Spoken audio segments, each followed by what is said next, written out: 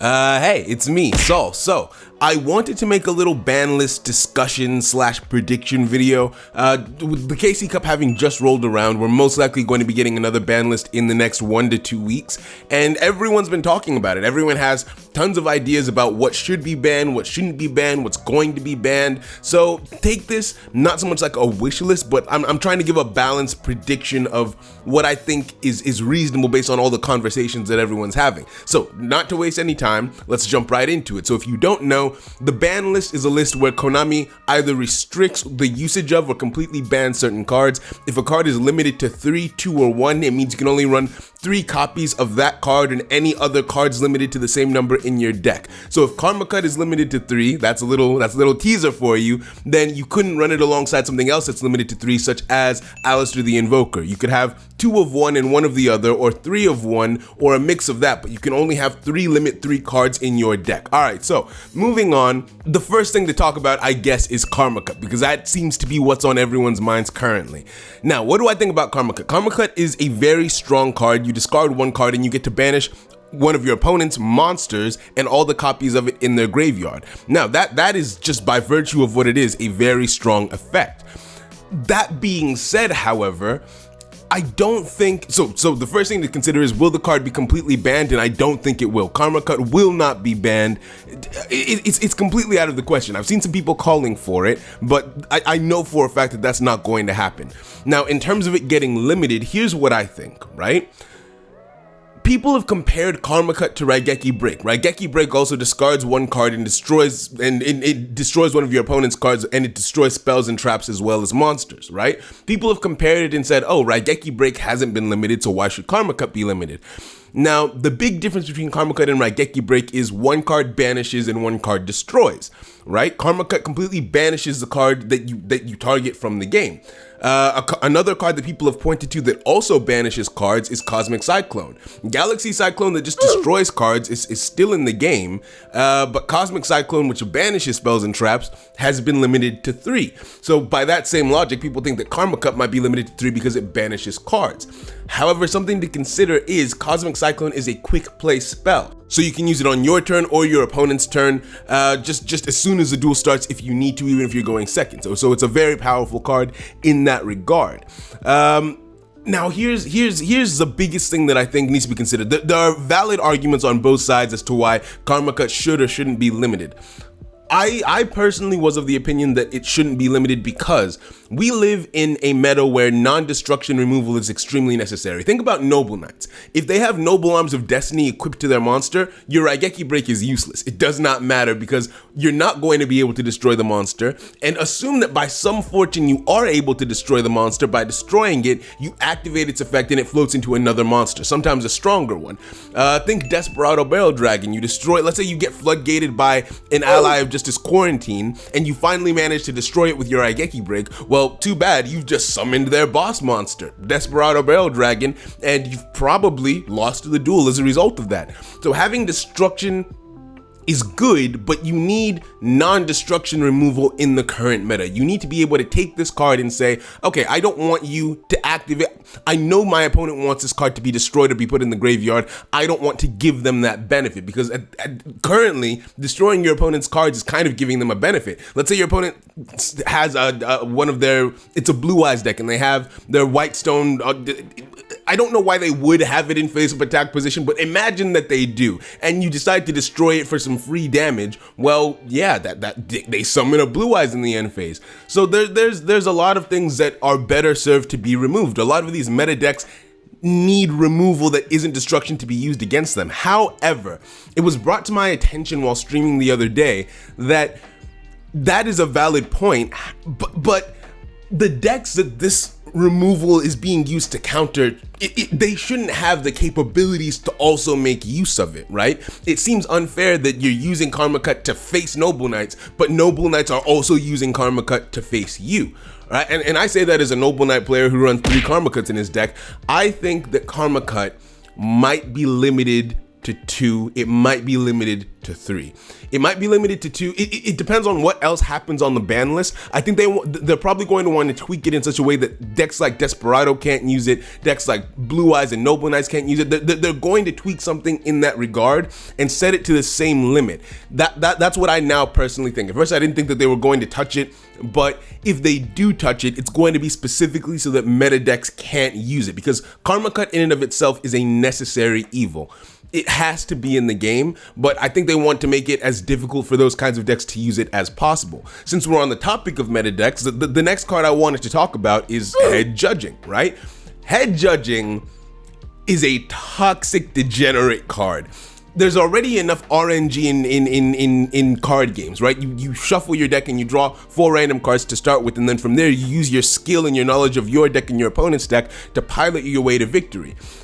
But Head Judging just comes in and says, actually, this is now a coin flip game, because in a lot of situations, whoever wins the Head Judging coin toss, let me just do a brief explanation of what Head Judging does.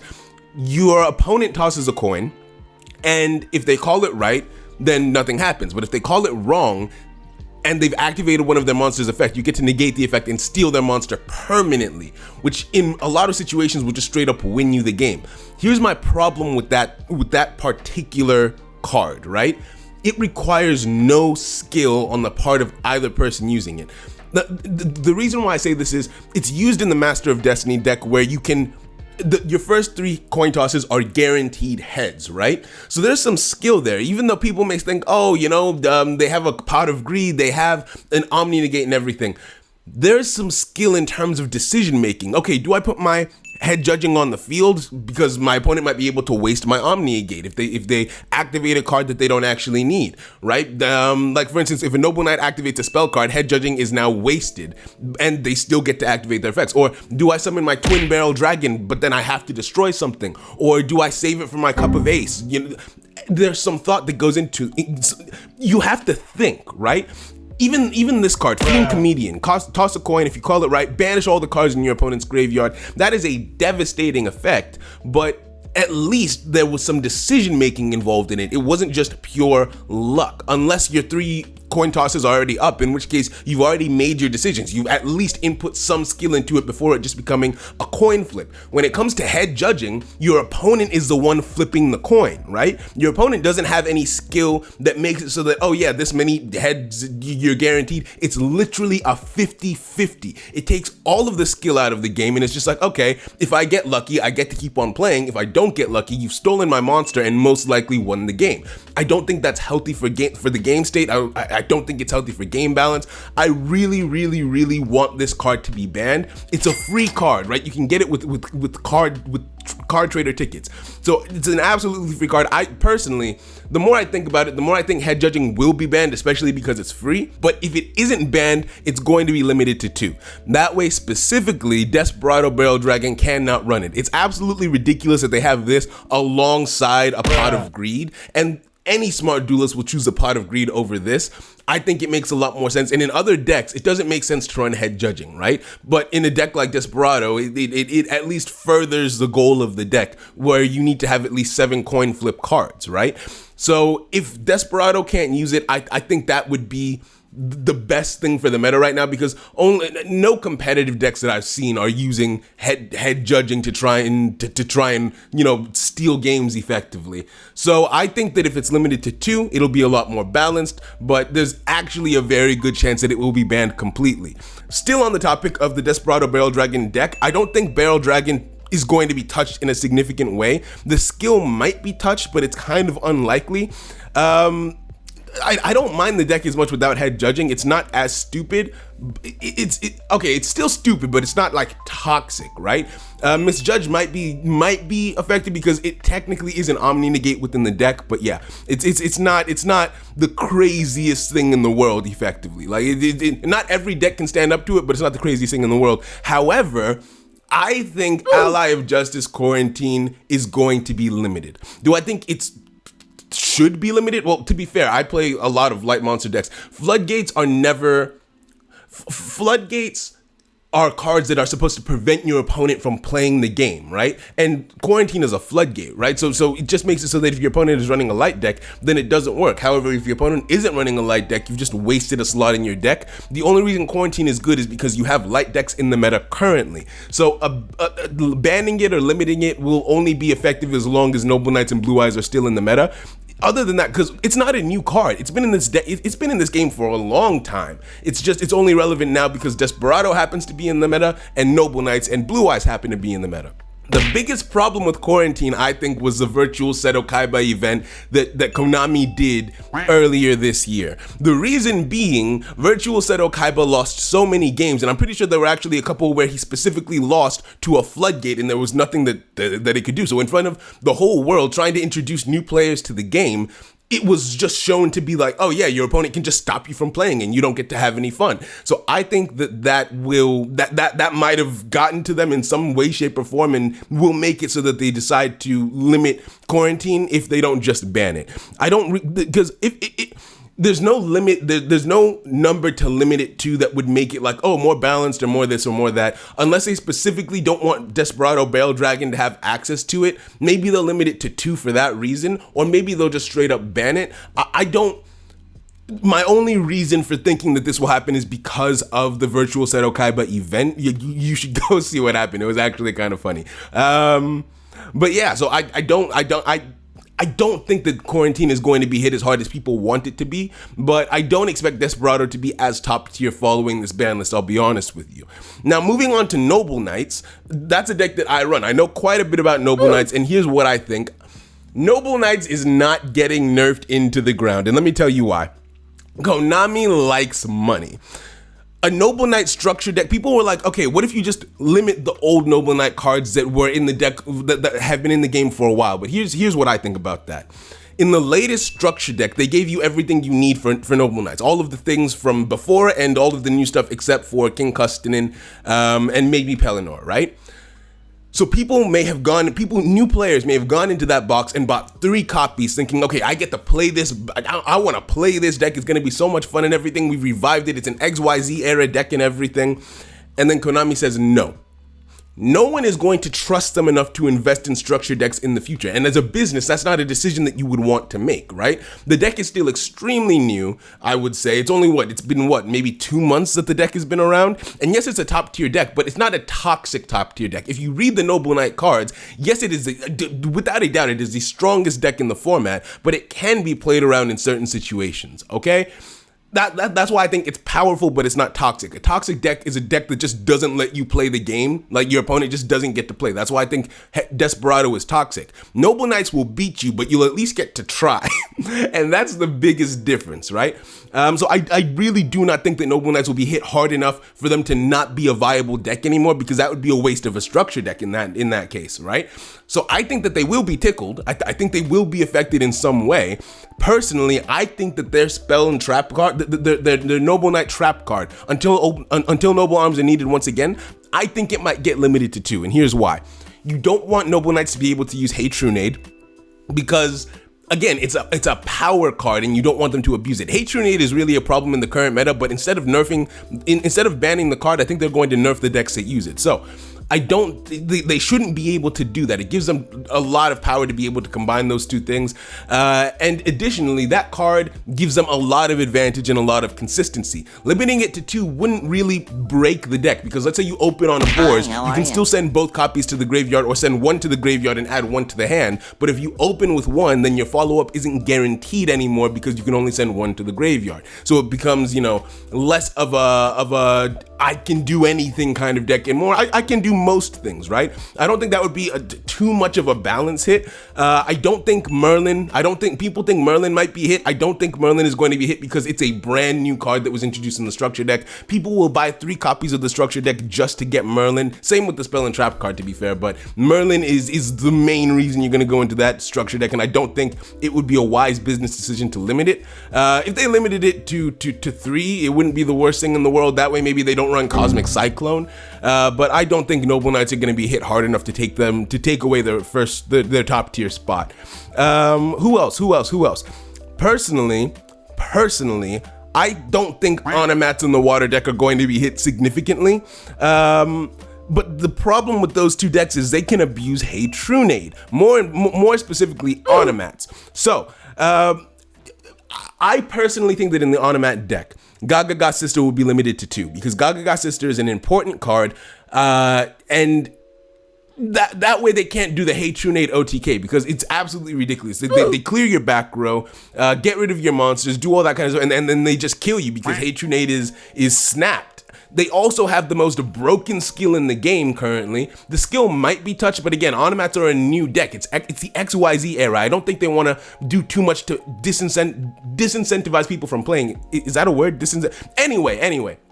I don't think they want to stop people from playing these decks, but they need to do something in terms of balance. So what's definitely happening is something important is getting limited to 2, either Gaga Sister or maybe Gaga Bolt. I think Sister makes more sense because it gives the deck more free range. It's more essential to the deck. Like I can fully see people taking out Gaga Bolt and running Hey Trunade instead, but I cannot see them taking out Gaga Sister. So I think Gaga Sister should be hit. These card names are ridiculous, Jesus Christ.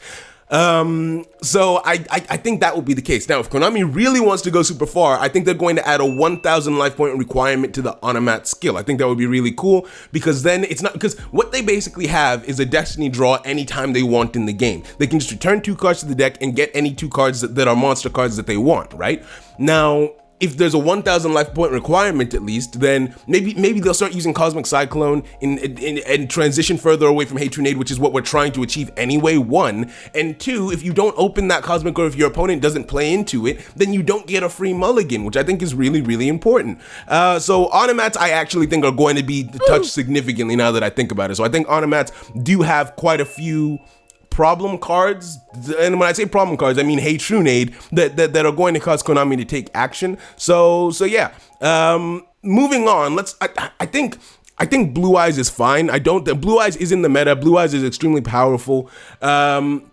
I think Stone does give them a lot of advantage in the deck. Like if you have that I don't remember what it's called, the card where you discard a tuner and you draw 2 cards. If you have that in your hands and you automatically get you discard it, gain advantage, and you get to draw 2 cards, then you can summon a dragon in the end phase, and then on the next turn you can send a dragon from your deck back to your hand, from your graveyard back to your hand. So it's a recycling card as well, and it's all in one card technically. And the combo with Sage makes it so that you almost always have that card in your hand.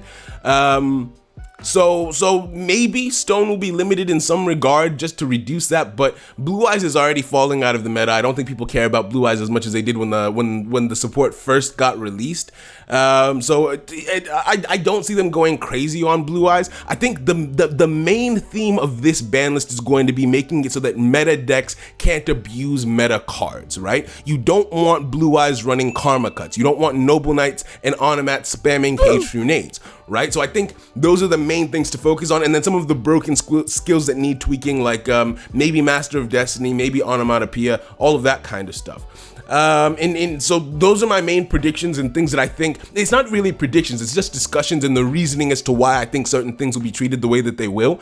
So yeah, that's everything. Please leave your thoughts and comments on what on this down below, because I really enjoy talking to people on stream. Some people raise some amazing points, and that's actually what changed some of my opinions on what I think is coming in the ban list. It's just something that it's fun to speculate and it's fun to talk about, and then we get the ban list, and I love watching the meta shift and change around the new ban list and everything, because my favorite points in Duel Links are when they introduce new boxes and when they introduce new ban lists. Oddly enough, I love when new ban lists come out, because it's like, okay, time for a change. Things are about to get, spiced up. We're gonna see some new tech. We're gonna see some innovation from like the top duelists and everything. And even the non-top duelists can try and splash things in here and there, because that's the fun of Yu-Gi-Oh! It's deck building and changing, but then if you've got a top tier deck, then there's no point in changing the deck. So a ban list forces you to do that, or a new box introduces new things in the meta that you have to counter and respond to. It's just great. I love talking about this stuff. So leave your thoughts and comments in the below the video. That's where comments go.